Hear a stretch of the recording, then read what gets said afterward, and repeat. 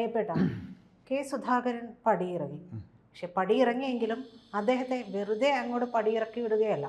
ഇതുവരെ ഉണ്ടായിരുന്ന എന്താ പറയുക, KPCC സ്ഥാനത്ത് നിന്ന് മാറുന്ന ഏതൊരു നേതാവിനേക്കാളും എന്താ പറയുക, ഒരു പടി മുന്നിലേക്ക് തീർച്ചയായിട്ടും കൂടി അദ്ദേഹത്തെ പടി കയറ്റിക്കൊണ്ടാണ് അദ്ദേഹത്തെ ആ ഒരു പടിയിൽ നിന്ന് അവരെ ഇറക്കിയിട്ടുള്ളത്.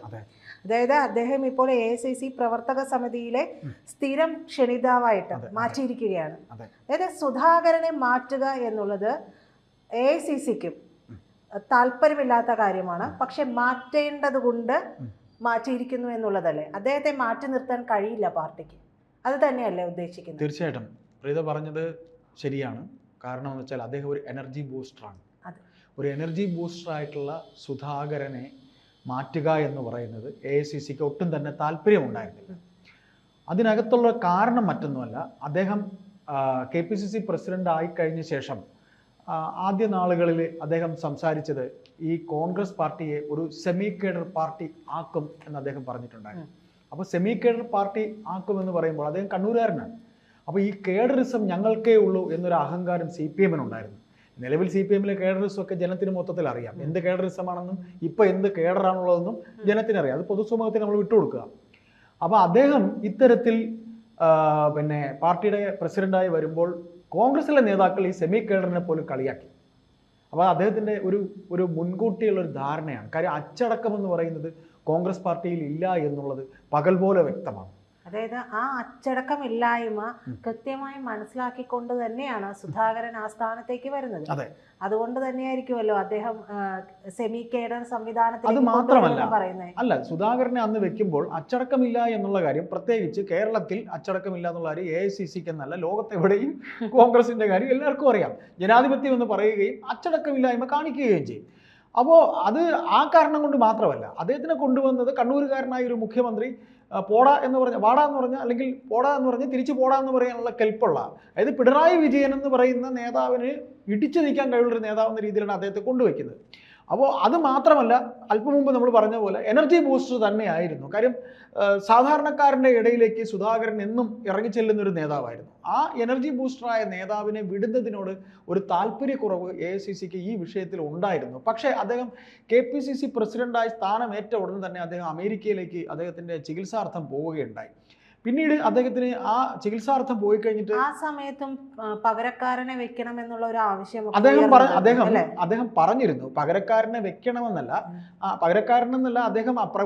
അദ്ദേഹത്തിന് വേണ്ടി KPCC ഓഫീസിൽ ലിജു ഉൾപ്പെടെയുള്ള ലിജു ഉൾപ്പെടെയുള്ള വർക്കിംഗ് പ്രസിഡന്റുമാരെ വെച്ചിരുന്നു. അപ്പോൾ ഈ വർക്കിംഗ് പ്രസിഡന്റുമാർ എത്ര തന്നെ ഇറങ്ങിയിരുന്നാലും KPCC ഓഫീസിൽ KPCC പ്രസിഡന്റിന്റെ സീറ്റിൽ KPCC പ്രസിഡന്റ് ആഴ്ചയിൽ ഇത്ര ദിവസമെങ്കിലും വേണം. അത് അദ്ദേഹം അവിടെ ഇല്ലായിരുന്നു. അതൊരു വലിയ വിഷയമാണ്. കാര്യം ഈ MLA-മാരൊക്കെ നിയമസഭാ സമ്മേളനം നടക്കുമ്പോൾ ഇവർക്ക് ആകെ ഒരു ഓഫീസ് ശാസ്തമംഗലത്ത് KPCC ഓഫീസേ ഉള്ളൂ. എല്ലാം കൂടെ നേരെ അവിടെ വരുമ്പോൾ പ്രസിഡന്റിന്റെ സീറ്റ് ഒഴിഞ്ഞു കിടക്കും.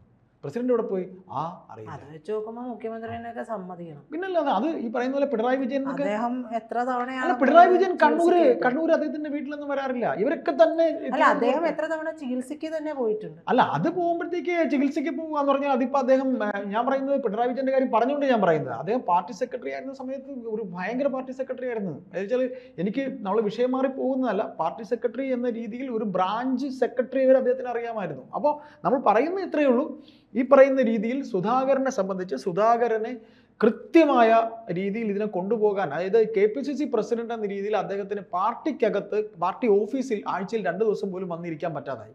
അദ്ദേഹം ഒന്ന് ചികിത്സാർത്ഥം അമേരിക്ക, അപ്പോൾ അദ്ദേഹത്തിന് രോഗമാണെന്നുള്ളൊരു ഇതങ്ങ് വന്നു. അപ്പോൾ അദ്ദേഹം അതിന് വേറൊരു കാരണം കൂടെ പറഞ്ഞു, തന്നെ ഇതിൽ നിന്ന് മാറ്റിത്തരണം, KPCC പ്രസിഡന്റ് സ്ഥാനത്ത് നിന്ന് മാറ്റി ചെറിയൊരു ഉടമ്പടിയൊക്കെ അദ്ദേഹം വെച്ചു. അപ്പം ലീഗിന് വേണമെങ്കിൽ അത് കഴിയുമ്പോൾ അപ്പോഴത്തേക്കാണ് അദ്ദേഹത്തിനെ ലോക്സഭയിൽ മത്സരിക്കാൻ വേണ്ടി വിടുന്നു.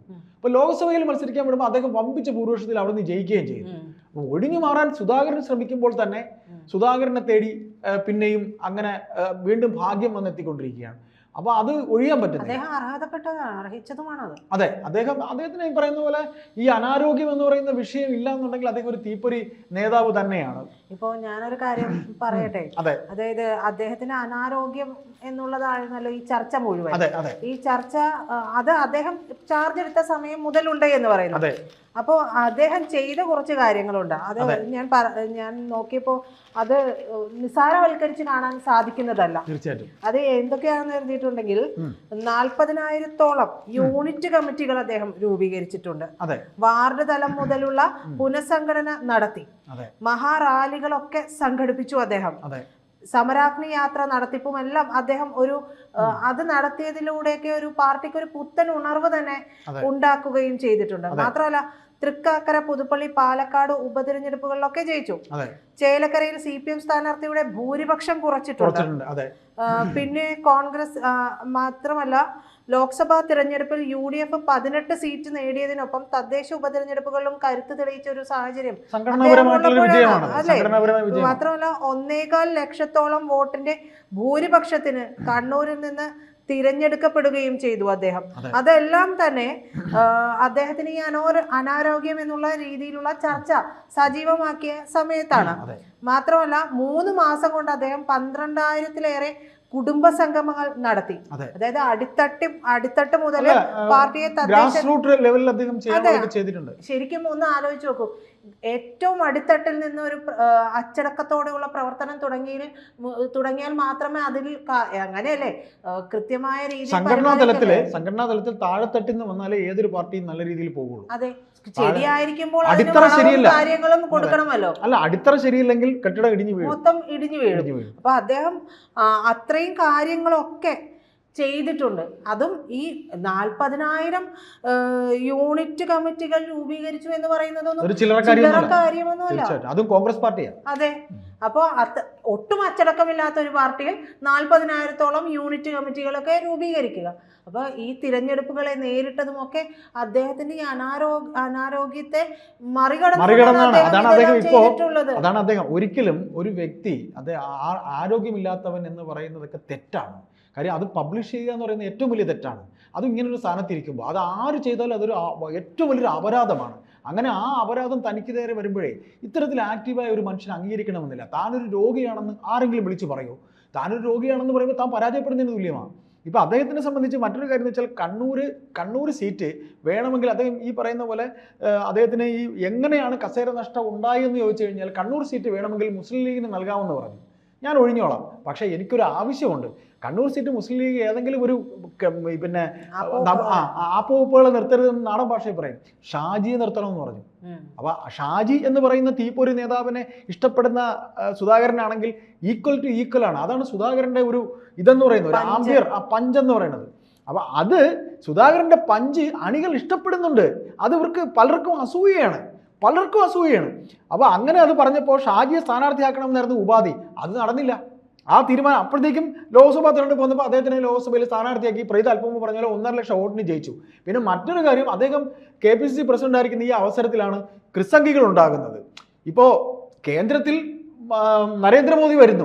നരേന്ദ്രമോദിയുടെ ആർക്കാണ് ഒരു ആരാധന ഉണ്ടാവാത്തത്? അദ്ദേഹം എന്ന് പറയുന്ന ഒരു പവർഫുള്ളായ ഒരു പ്രധാനമന്ത്രി എന്ന് പറയുമ്പോൾ ഇന്ത്യ ഇന്ന് വരെ കണ്ടിട്ടുള്ളതിൽ വെച്ച് ഏറ്റവും പവർഫുള്ളായ ഒരു പ്രധാനമന്ത്രിയാണ്. രാഷ്ട്രീയത്തിന് അതീതമായി CPM-കാരൻ അദ്ദേഹത്തിന് ഇഷ്ടപ്പെടുന്നുണ്ട്. മുഖ്യമന്ത്രി പിണറായി വിജയൻ വരെ മനസ്സിൽ അദ്ദേഹത്തെ ഇഷ്ടപ്പെടുന്നതുകൊണ്ടാണ് ചെന്ന് ഇങ്ങനെ കുനിഞ്ഞു നിന്ന് തൊഴുതിട്ട് എന്തെങ്കിലുമൊക്കെ മറുമറി ചെയ്യുന്നത്. കാര്യം ഇഷ്ടം കൊണ്ടാണ്. അല്ലാതെ പിണറായി വിജയനെ പോലത്തെ ഒരു മൊരട്ടുവാദിയൊന്നും അങ്ങനെ പോയി സംസാരിക്കൂല. അങ്ങനെയുള്ള നരേന്ദ്രമോദിയെ ഇഷ്ടപ്പെടുന്ന ഒരു ക്രിസ്ത്യൻ സമൂഹം ഇവിടെ ഉണ്ടായി. ക്രിസ്ത്യൻ വോട്ട് കോൺഗ്രസിൽ നിന്ന് അദ്ദേഹം പ്രസിഡന്റ് ആയിരിക്കുന്ന അവസരത്തിൽ ഉണ്ടായി എന്നുള്ളത് ഒരു പാർട്ടി, കോൺഗ്രസ് പാർട്ടി വൈകിയെങ്കിലും തിരിച്ചറിഞ്ഞു എന്നുള്ള കാര്യം സത്യം. കാര്യം കേരളത്തിൽ ഇപ്പോൾ CPM ജയിച്ചു എന്നുള്ളത് ശരിയാണ്. കാലാകാലങ്ങളായി നമ്മളെപ്പോലെ ഈ പറയുന്ന രാഷ്ട്രീയ വിദ്യാർത്ഥികൾ കണ്ടിട്ടുള്ളത് ഒരിക്കലും അങ്ങനെ ഒരു ഈസി വാക്ക് ഓവർ CPM-ന് ഒരിടത്തും കിട്ടിയിട്ടില്ല. കാര്യം ക്രിസ്ത്യൻ വോട്ട് ഇപ്പോൾ തിരുവനന്തപുരം എടുത്താൽ, തിരുവനന്തപുരത്ത് കോവളം ഭാഗത്തൊക്കെ കൈപ്പത്തിക്ക് വോട്ട് ചെയ്യത്തുള്ളൂ. ലത്തീൻ സമുദായം എന്ന് പറയുന്നത് കൈപ്പത്തിക്ക് വോട്ട് ചെയ്യുള്ളൂ. കൈപ്പത്തി അവരുടെ വികാരമാണ്, കോൺഗ്രസ് അവരുടെ വികാരമാണ്. അപ്പോൾ BJP-യിലേക്ക് ക്രിസ്ത്യൻ സമുദായത്തിൻ്റെ വോട്ട് പോയത് അവർക്ക് വലിയ വോട്ട് ചോർച്ചയാണ് ഉണ്ടായിട്ടുള്ളത്. അത് ഇത്തരത്തിൽ സുധാകരൻ ആണ് വലിയ നേതാവാണെന്നുണ്ടെങ്കിലും അതിനെ തിരിച്ചു കൊണ്ടുവരിക എന്നുള്ളത് ഒരു വളരെ ദൗത്യമാണ്. ആ വളരെ വലിയൊരു ദൗത്യം ഈ പറയുന്ന സണ്ണി ജോസഫിലൂടെ അവർക്കത് സാധിക്കും എന്ന് തന്നെ നമുക്ക് കരുതാം. സാധിച്ചാൽ അതൊരു വിജയമാണ്. ശരിക്കും BJP-യിലേക്ക് പോകുന്ന വോട്ട് ചോർച്ച തടയുക എന്നുള്ളത് അവർക്ക് അഖിലേന്ത്യാ തലത്തിലും കോൺഗ്രസിന് ഒരു ജീവൻ വെക്കും. അത് കേരളത്തിലൂടെ ആകട്ടെ എന്ന് നമുക്ക് കരുതാം.